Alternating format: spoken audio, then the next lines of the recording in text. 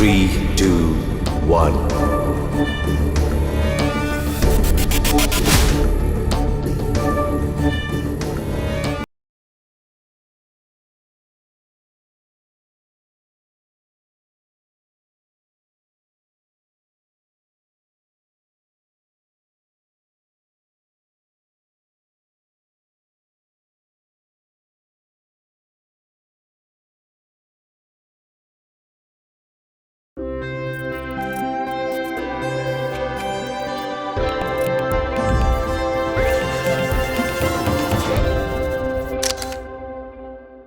வணக்கம். நான் உங்கள் ராகவ்குமார். இது தீபிகா அதிர்வுகள். மீண்டும் ஒரு விமர்சனத்தில் உங்களை சந்திப்பதில் மிக மகிழ்ச்சி அடைகிறேன்.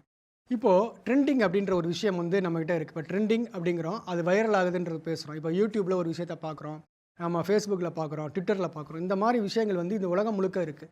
இதில் நிறையா பார்த்தீங்கன்னா, உண்மையான ஹஸ்பண்ட் ஒய்ஃப்னு சொல்லி நிறைய பேர் ட்ரெண்டிங்கில் வந்து வருவாங்க. அவங்க உண்மையான ஹஸ்பண்ட் ஒய்ஃபான்னு என்னன்றது நமக்கு தெரியாது. அவங்க சொல்கிறத சில பேர் ஃபாலோ பண்ணிட்டு போவாங்க. அதே மாதிரி இன்னும் சில பேர் வந்து உண்மையான ஸ்டூடெண்ட்டு, நான் இந்த மாதிரி பாதிக்கப்பட்டோம்பாங்க. அதெல்லாம் உண்மையா? அதுக்கு முன்னாடி உண்மை இருக்கா? அப்படின்றதெல்லாம் நமக்கு தெரியாது. எப்பயோ ஒரு தடவை போலீஸ்காரங்க வந்து என்கொயரி பண்ணி ஏதோ ஒரு விஷயம் வந்து வெளியில் வரும் தவறுன்ட்டு. பெரும்பாலும் இந்த மாயையை நம்பி நிறைய பேர் இந்த உலகத்தில் வந்து வாழ்ந்துக்கிட்டு இருக்காங்க. அப்படி ஒரு ஒரு கதையை அடிப்படையாக கொண்டு தான் இந்த ட்ரெண்டிங் அப்படின்ற படம் வந்து கொண்டு வந்திருக்காங்க. இதை வந்து டைரக்டர் சிவராஜ் வந்து இதை வந்து டைரக்ட் பண்ணியிருக்காரு. முகமோ அடையாளமோ. இந்த படத்தில் கலையரசன், பிரியாலயா முக்கிய கேரக்டர் வந்து பண்ணியிருக்காங்க. இவங்க வேலை என்ன அப்படின்னா, இந்த படத்தில் வந்து இவங்க வந்து ஒரு யூடியூப் சேனலில் husband wife, real husband wife, இவங்க வந்து சில வீடியோக்கள்லாம் போட்டு அது மூலமாக பணம் வருவாயிட்டுருது.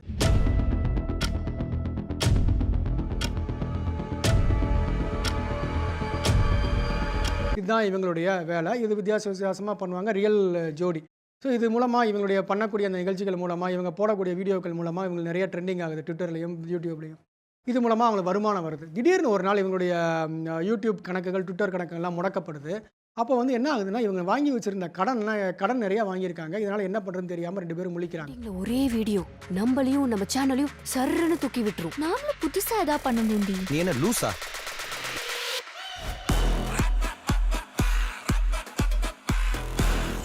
வருஷம் ஃபுல்லா வேலைக்கு போன ஒரு 2 வீலர் கூட வாங்க முடியல. உங்களுக்கு மட்டும் ஏதுடா இவ்வளவு பணம்? ஊருக்கு எடுக்கிறதே நீங்க 2 பேரும் தான். அப்போ ஒருத்தர் இவரை அப்ரோச் பண்ணுறாரு. அப்போ என்ன சொல்கிறாருன்னா, நாங்கள் ஒரு விளையாட்டு சொல்லுவேன், ஹஸ்பண்ட் ஒய்ஃப் அந்த விளையாட்டை விளையாடணும். நீங்கள் விளையாண்டிங்கன்னா உங்களுக்கு நான் அந்த பணம் தர்றேன், நீங்கள் இந்த கடன் அடைக்கலான்றாங்க. இவங்க 2 பேரும் வேறு வழி இல்லாமல் அதை கமிட் பண்ணிக்கிறாங்க. அந்த விளையாட்டு இவங்களை எங்கே கொண்டு போய் நிறுத்துது, இவங்களுடைய நன்மதிப்பை எப்படி கெடுக்குது அப்படிங்கிறத இந்த படம் வந்து சொல்லியிருக்கு. 50,000 லைக்ஸ் வருது. போய் என்ன பண்ணுறதுன்னு யோசி. யூடியூப்கார மட்டும் கம்பெனியை சாத்திட்டு போயிட்டானா என்ன பண்ணுவாங்க? நடுத்தரவில் பிச்சை தான் எடுக்கணும். படத்தின் முதல் பாதி ரொம்பவே நல்லா இருந்ததுன்னு சொல்லலாம். ஏன்னா வந்து இன்னைக்கு இருக்கிற ஒரு உலகத்தில் இதெல்லாம் எதுக்கு நம்ம செய்யணும், ஏன் ஒரு யூடியூப்பில் இந்த மாதிரி ஒரு வீடியோக்களை நம்ம போடணும் அப்படின்ற கேள்விகளை வந்து நமக்கு அந்த படம் வந்து எழுப்புது. முதல் பாதி இந்த படத்தில் ரொம்பவே நல்லா இருக்குது.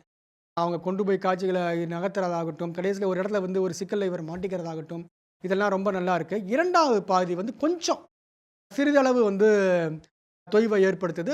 கிளைமேக்ஸ் ஓகே ரகமாக இருக்குது. என்ன நாங்களாம் சட்டையை ஒத்தா யார் பாப்பா?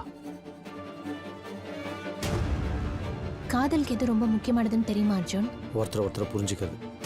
ஒருத்தருக்கு ஒருத்தர் புரிஞ்சிக்க முயற்சி செய்யாமல் இருக்கிறது.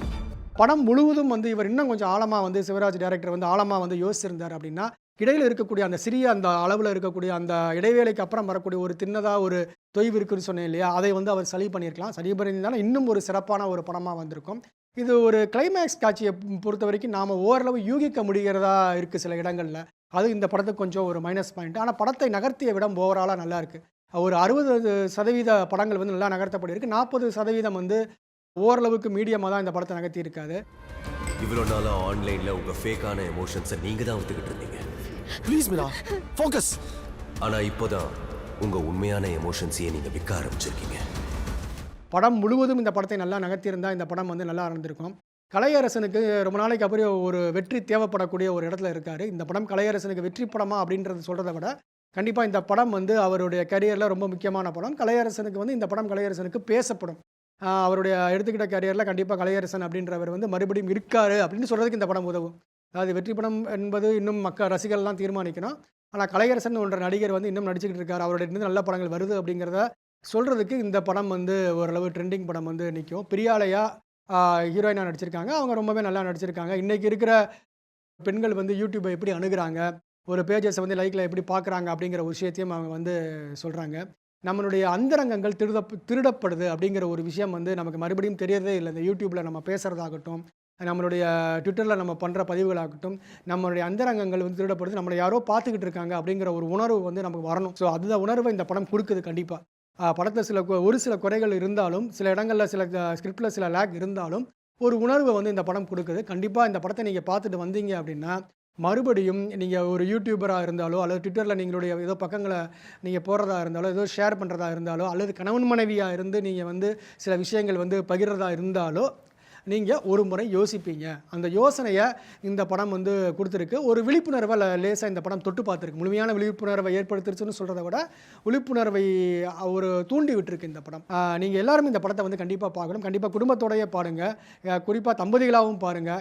உங்கள் குழந்தைகளுக்கு எதிர்காலத்தில் என்ன செய்யக்கூடாதுன்னு தெரியும். இப்போ யூடியூப்பில் நீங்கள் ஏதாவது ஒரு விஷயத்தை பண்ணிக்கிட்டு இருந்தாலோ, ட்விட்டரில் பண்ணிக்கிட்டு இருந்தாலோ, இதெல்லாம் உங்களுக்கு எந்த லெவலில் எடுத்துகிட்டு போகலாம் அப்படிங்கிறது உங்களுக்கு தெரியும். கண்டிப்பாக குடும்பத்தோடு இந்த படத்தை வந்து தியேட்டரில் போய் பாருங்கள். மீண்டும் அடுத்த ஒரு விமர்சனத்தை சந்திக்கிறேன். நான் உங்கள் ராகவ் குமார். நன்றி, வணக்கம். தீபிகா அதிர்வுகளுக்காக.